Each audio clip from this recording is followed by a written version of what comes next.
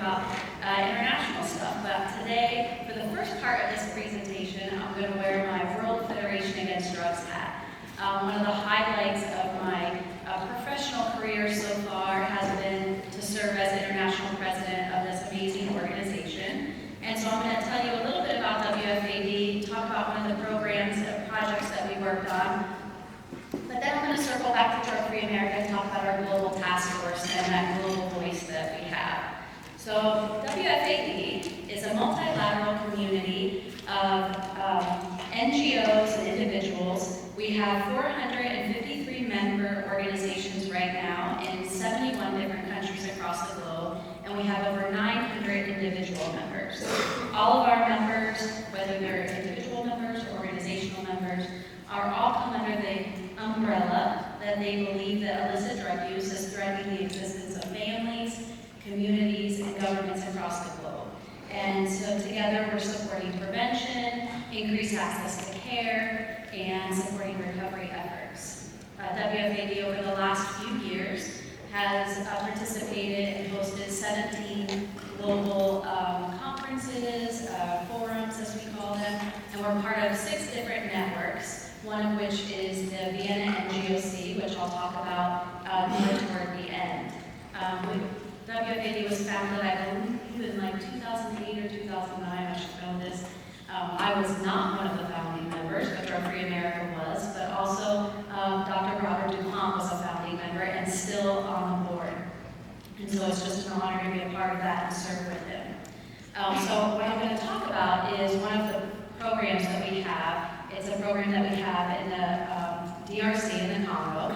And it's going to be a little bit different from what you have heard, because when we talk about drug prevention and drug policy, a lot of times we're talking about education and looking at the drugs themselves and making sure that everybody's aware of that. And of course, that's 100% appropriate and needed. But a lot of times there's a lot of other things that are needed. And so as we've heard about some of the things that we've talked about over the last couple of days, we've been talking about them in the framework of the U.S. So when we're looking at legalization specifically, think about the frameworks that we have in place in our country, the regulation process, all the bureaucracies that we have, and still it's not working, right? The only good thing that has come from legalization is being able to meet you guys and to be in rooms like this where we can network and come together and solve these problems. But because that's what it's brought to our communities, right? Nothing but problems. And that's when we have this amazing infrastructure that we have in the United States. So imagine what happens when these policies are promoted in countries that lack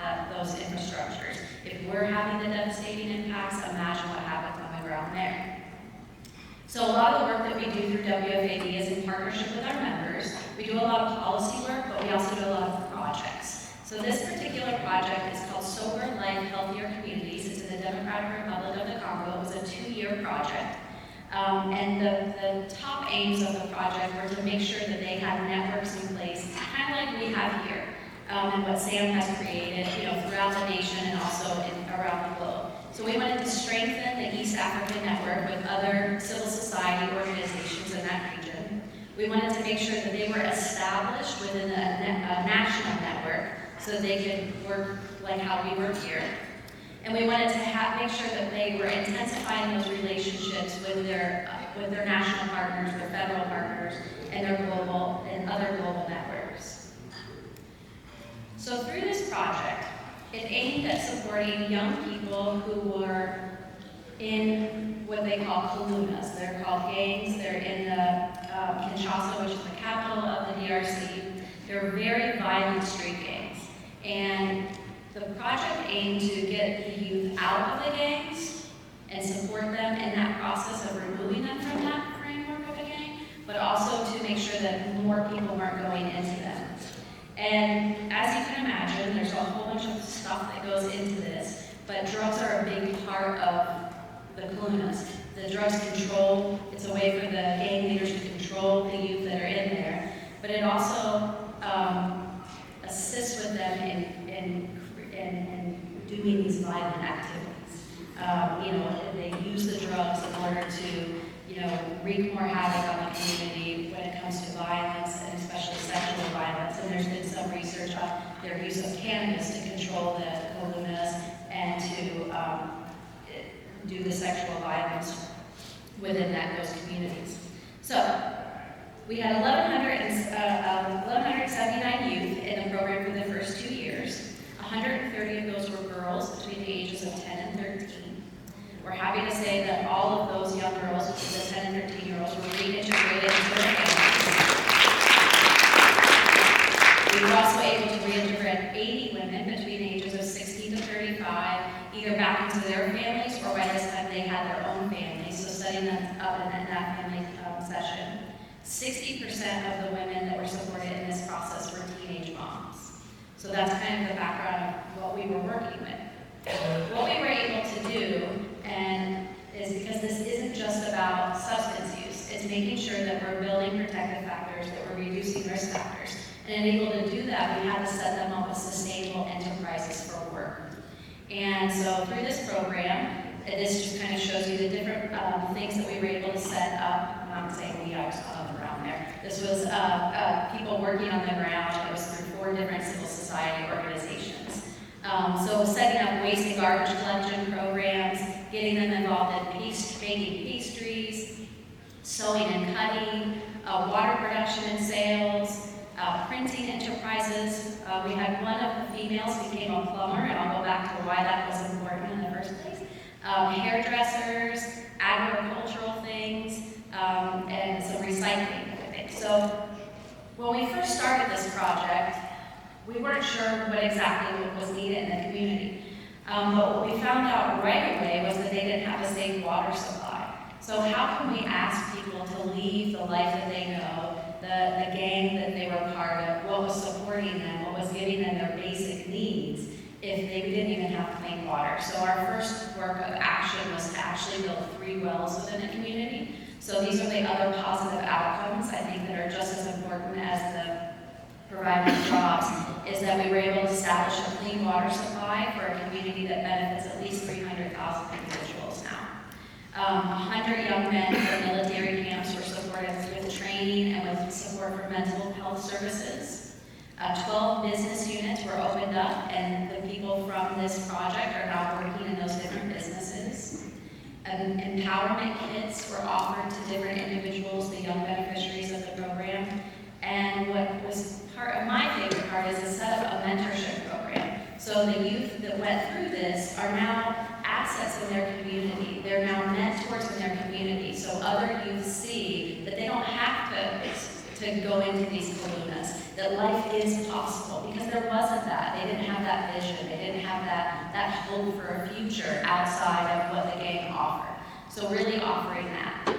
So why this isn't typical what we think of sometimes when we talk about what is drug prevention, this is really what has to happen. It has to be something that is integrated within the whole entire community, but that it also is making sure that we're meeting people's basic needs, because we can't have an expectation of a drug-free lifestyle if you don't have a safe place to live, if you don't have water, if you don't have food, if you don't have shelter, if you don't have clothes on your back. So making sure that those basic needs are met. And so this is just one example of what we are able to do in the World Federation Against Drugs by working with our partners. We have other programs, mostly in places of the world where many other people aren't working. We have a Healing Through Arts program in Iran, some programs in Pakistan and Afghanistan that are doing professional development with women who want to work in our field of drug demand reduction. So it's really inspiring to see what we can do when we come together as global partners. So the other hat that I'm up here wearing is also the Executive Director of the Drug Free America Foundation. Drug Free America Foundation has been around for 30 years. This is our 30th birthday party here. We were founded by Ambassador Mel Sebler and his wonderful wife Betty, both of which we lost in the last year and a half. But we're still here. Our focus is drug policy and drug prevention. And we have many different things that we're working on, but what I wanted to talk to you about today, since this is the international panel, is our Global Task Force. Our Global Task Force is a group of people that are working together to make sure that we're developing consistent and impactful messaging around prevention, treatment, and recovery, and that we're making sure that that is part of all the conversations that we're having at the global level and in global forums.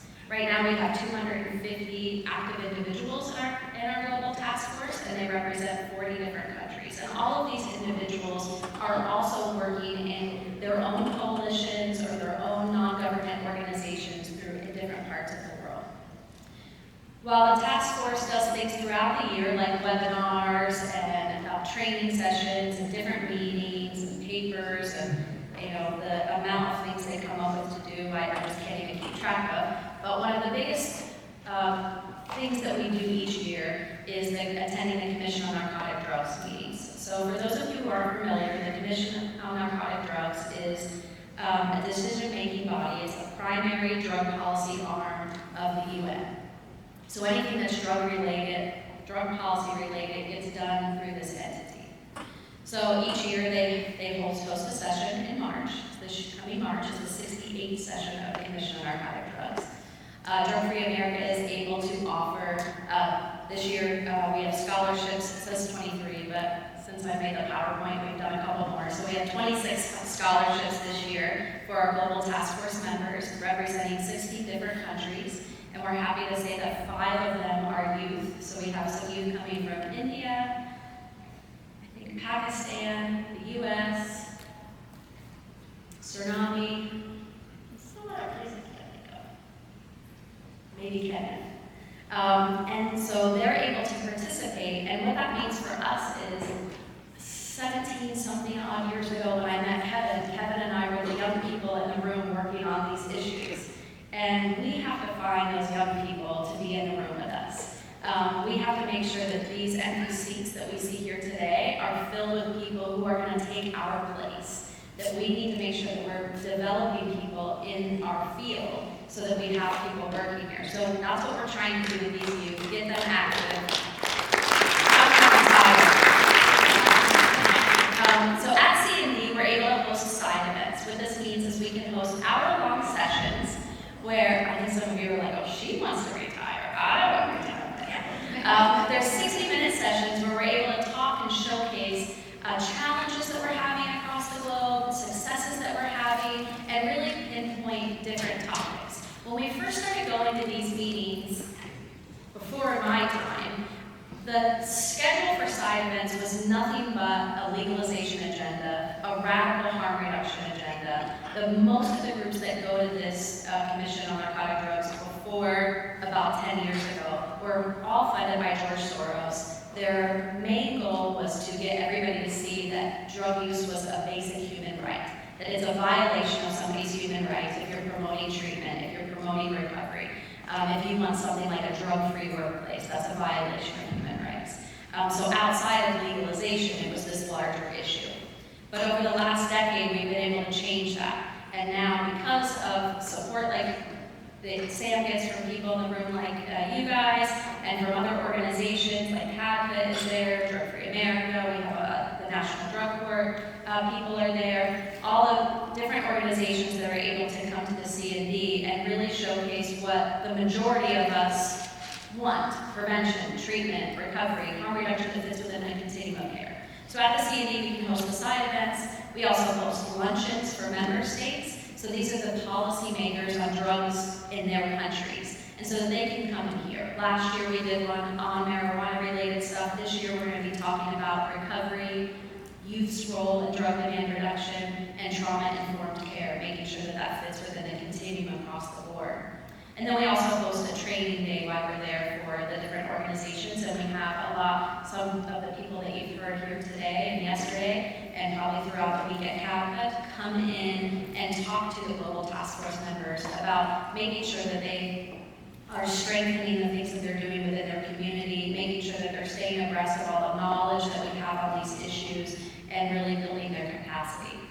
And the last thing I'll talk about that I'm really excited that the Global Task Force is a part of, which had nothing to do with me, but some of the youth that came last year, they were really shocked and horrified that there were groups promoting drug use, that they see it in their communities, but to come to a UN event and to see that there's people there saying that drugs should be legalized, and it's a violation of human rights to not allow them access to these drugs.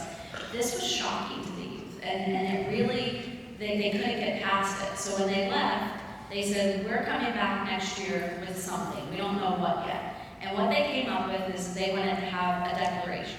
And they have youth forums throughout the year where they do declarations, but this one they wanted to be able to present something to C&D. So they came up with a survey, they sent it out, we had different partners throughout the world, they sent it out themselves. So far, as of last week when I made this, they had created over 1,000 responses from the survey. So now it is their job, and I don't know how they're doing it, they're going to take those 1,000 responses and come up with an action plan with recommendations. And so at C&D this year, they're going to present those recommendations. Then they're going to take those and send those back out around the globe and collect signatures to people to sign on to this declaration with the hopes of then presenting it at 2026 at C&D. And so given the power and given the opportunity, there's nothing that stops these youth. And that's what support from folks like you means. It's giving them a voice, allowing them to be at a global platform, to come back to their communities and say, hey, I was at the UN. I was there talking about what makes my community special, what it means to live a drug-free lifestyle, and what we can do to move forward. It just means so much to them, it means a lot to me, and it gives me hope for our future. So that's kind of it in a nutshell. If any of you are working in organizations that you think are, I'm just a local organization, or I'm just a state organization, or maybe you do things nationally and you don't have a global voice, please contact me. I don't know if I put my contact on here. I did. Please contact me. I'll be happy to walk you through the process of joining the Vienna NGOC.